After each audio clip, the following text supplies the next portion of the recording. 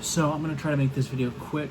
I also want to be thorough. I'm just going to make this video to explain why I still, as of the recording of this video, call myself pro-life. I was pro-choice from 2015 to 19. I lost confidence in the pro-choice movement, both in terms of having any grasp on reality and the ability to make more than one talking point at a time, as well as the facts are not on their side. If I can find the video, I will link it in the description. It's called Pro-Choice Abortion Stats and Fetal Facts. My friend made it, and he had a lot of sources, independent, nonpartisan sources that changed my mind, and I credit him for that. A lot of people will typically say about the pro-life movement, they're not real pro-lifers. They don't.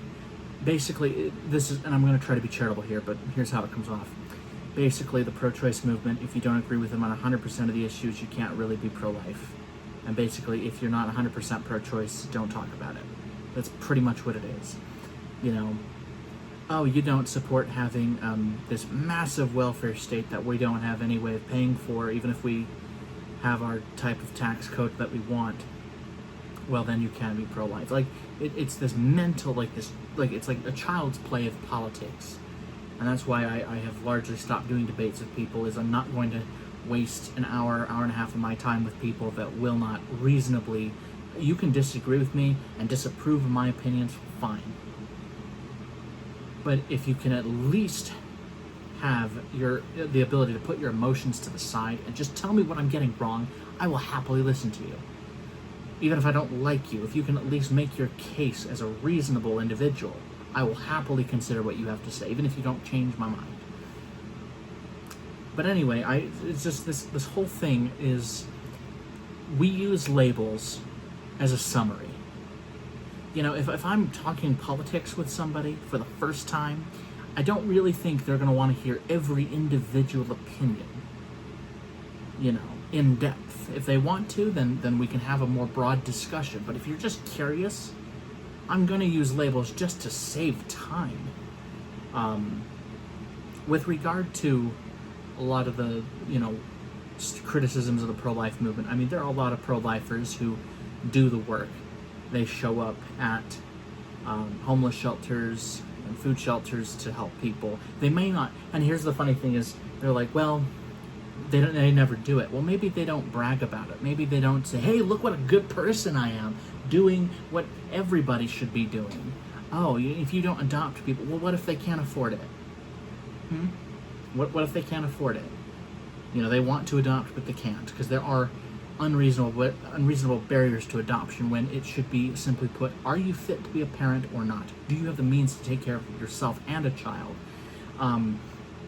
That's all that should matter. And you don't, and you're not on the registry. If you're on the registry, I'm sorry, you can never be trusted with a child.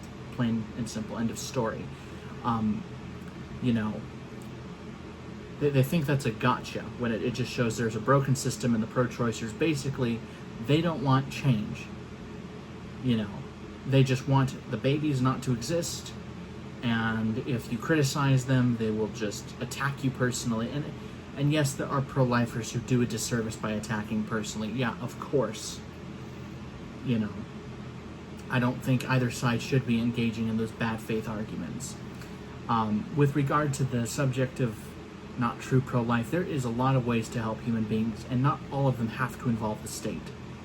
Sometimes politics, it's a lot of depending on who you ask. If you ask, how would you solve poverty?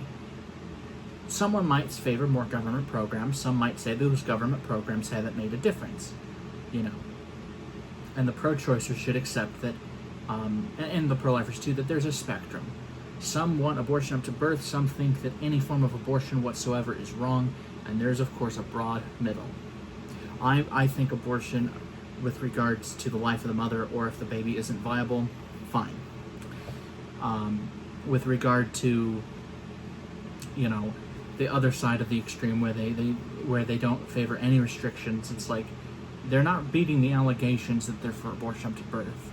They'll be like, oh, we don't favor that kind of thing. Okay, well, what limit would you say would be the cutoff of when you wouldn't allow it, unless it's under life of mother, fetal non-viability? They won't answer the question.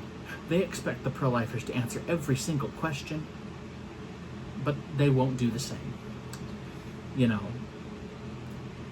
I could go into a laundry list of my proposals, and if asked, I will, as to how I think we should tackle poverty, inequality, and issues like that. But the general point I want to get across is, when they say you're not truly pro-life, it's basically give us our domestic policy unopposed, or the baby gets it. That's how they are. They'll be like a life isn't saved just because it was born. Basically it's a call for eugenics.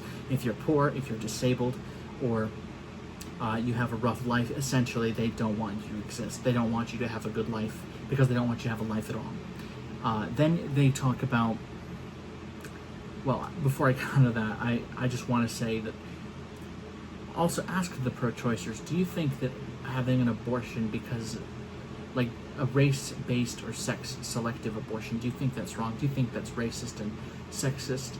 And if they say no, then you know they're for eugenics. And they might as well be goose-stepping to the Supreme Court to protest the overturning of Roe. And they'll invoke emotion. What if the pregnancy was the result of a crime? Well, it doesn't undo the crime. It just covers it up. There's more pain involved.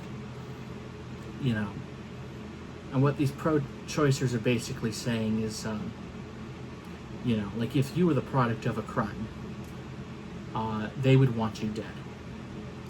And then, of course, they're hypocrites. Essentially,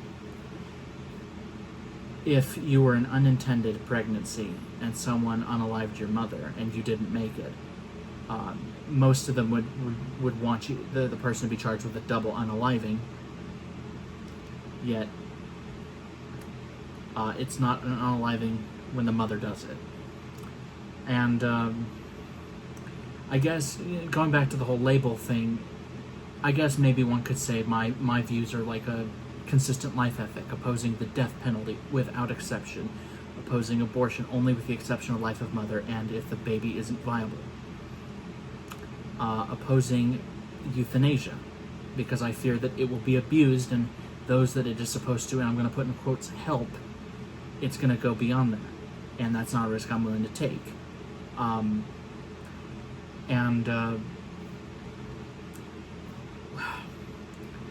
Unjustified wars, unless there's proof we're going to be attacked first, or we have already been attacked, then we should go to war. Otherwise, we shouldn't go to war over resources, as far as I'm concerned. And we shouldn't be toppling governments just because we don't like who they elected. If they vote for the person we don't like and they regret it, that was their fault. And we shouldn't feel sorry for them at all. I think veganism is fair because the ethical and nutritional arguments are pretty sound. I was also going to add that with regard to the label, yeah, there are some pro-lifers who are hypocrites, whether they try to abort illegitimate children or, they would disown family members for being, gay or something. Yeah, sure. I condemn those people. But, if you're a pro-choicer watching this video and you didn't like some of the possible stereotyping I may have done, well, then how would you feel if, if that's how you feel, then imagine how I feel, the pro-life side. These people generalize pro-lifers. Like, do I think it is illogical to be pro-life and vote for Donald Trump? Of course. That man is a 79-year-old pro-abortion liberal from New York State. He will say whatever it takes to get elected. And then you got the sociopathically pro-choice, the sociopathic pro-choicer, like Kamala Harris, who opposes any restrictions whatsoever, and when they won't even answer the question, then they're just pro-abortion up to birth. They'll deny it, but, well, what other conclusion are we supposed to draw when you won't answer the question? Like, Madam Vice President, do you love your husband? Wouldn't you just answer the question straight up? And then other arguments where, when taken to its logical conclusion, there's like, the pro-choicer would then reject it. Like, okay, if you're going to argue about when brain development is finished, then it's going to be well after birth, then that you wouldn't permit an abortion. Or they'll mention that a child was harmed by the parent. And they'd be like, well, abortion would have prevented that, so basically the kid doesn't get to live. You know. And I think in the end,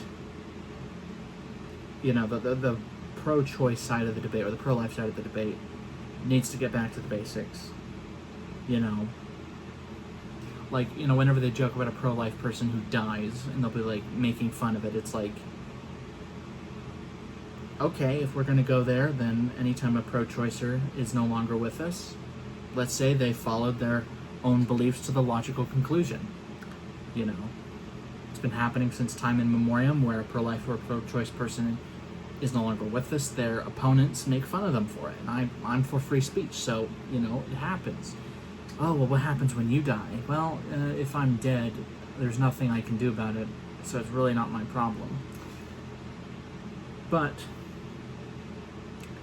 I mean, I'll think about it more if I just go with the term consistent life ethic or pro-life, but I think that, you know, like, there are bad apples in every political movement, and I've been vocal about my criticisms of the hypocrites in my movement. And whenever I hear pro-choicers saying, well, you know, look at the people in look at the people in your movement. They make abortion their personality. How many abortions they had. If you're the type that, you know, shout your abortion, I won't listen to you, because you're just some weirdo degenerate. I